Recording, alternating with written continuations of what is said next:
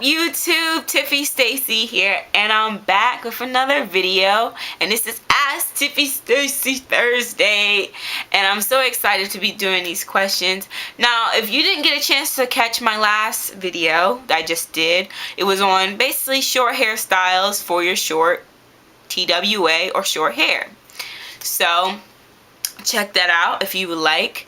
But this episode is going to be from this episode is going to be about sealing your hair, and the question comes from Sean 1D of Atlanta, and she basically asks, I know that you can use oil to seal your hair after a wash or co-wash, but for some reason after I seal with oil, my hair always seems to turn out very oily. Sad face.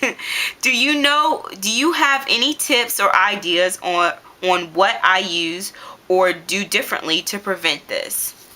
So yes, Sean 1D, I have a great answer for this because I struggle with this also, and you didn't really actually specify what kind of oil you use, but I'm just gonna kind of go with what I used at first. And I used basically olive oil when I first started out sealing my hair.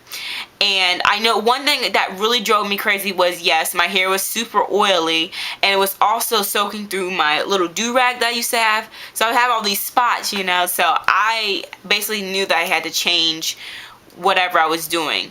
So you have basically one of two options as far as this is concerned. You could either go really light on the oil, and the way you can do this is by putting a little bit in your hand and then rubbing your hands together and just going through your wet hair like this, so you don't have all this oil. Or you could actually try an oil that has a different type of consistency that's much thicker and will basically, a little bit goes a long way with thicker oil. So I think my second type of oil that I used after olive oil was castor oil, and castor oil, as some of you know, has a thicker consistency. So actually I'm going to show you exactly what I'm talking about so you're not confused, and you can see that different oils do have a different consistency and could hopefully help out your hair and make it a lot less oily. So let's check that out.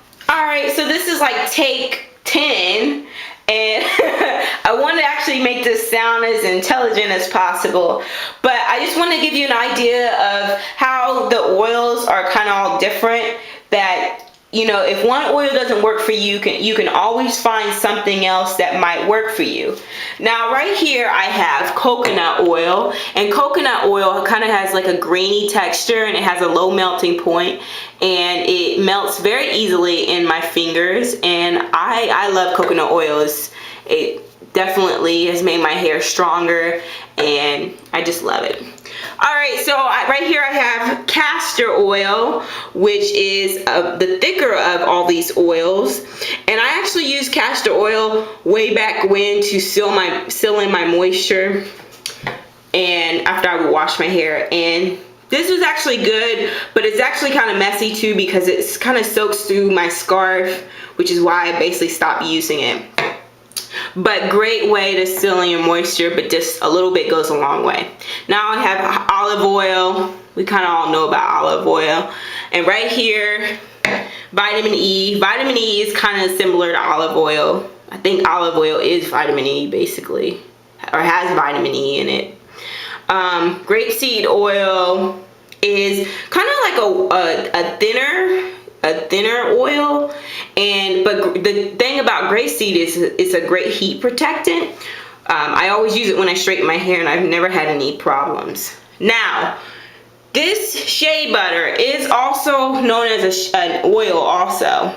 So it has obviously a thicker consistency, and this is actually my ideal product for sealing in my moisture because a little bit goes a long way, and it doesn't leave. I always feel like my hair absorbs shea butter more than it absorbs all the other oils. So shea butter to me is a miracle. It has a low melting point. It melts easily in my fingers.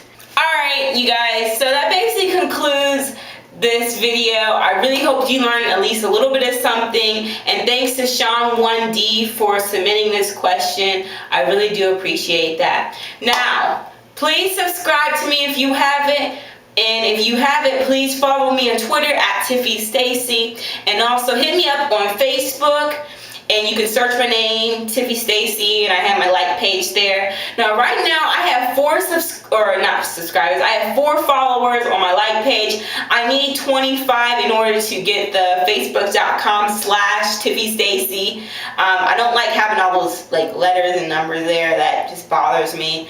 I think it would be easier to have that. So please like me so I can at least get that, if anything. So thanks a lot for your support, and thanks for the questions, and I'll see you guys next week on Ask Tiffy Stacey Thursday. All right, see ya.